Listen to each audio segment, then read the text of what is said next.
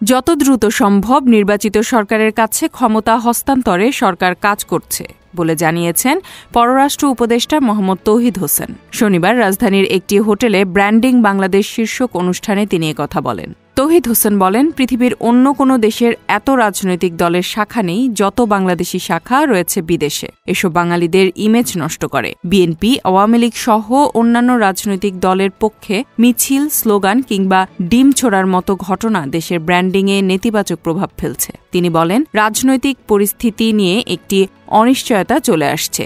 শিগগিরই একটি রোডম্যাপ আসবে। যত দ্রুত সম্ভব নির্বাচিত সরকারের কাছে ক্ষমতা হস্তান্তরে সরকার কাজ করছে। গত 4 মাসে বিদেশে বাংলাদেশের বিরুদ্ধে ভারতীয় মিডিয়া ব্যাপক নেতিবাচক প্রচারণা চালিয়ে আসছে উল্লেখ করে তিনি আরও বলেন, তারা এমন তথ্য প্রচার করছে যাতে মনে হচ্ছে সীমান্তে যুদ্ধাবস্থা বিরাজ করছে। বাংলাদেশে হিন্দু সম্প্রদায়ের মানুষকে কচুকাটা করা হচ্ছে। ভারতীয়দের অপপ্রচার রুখতে গণমাধ্যমের সহযোগিতা প্রয়োজন বলে মনে করেন তিনি।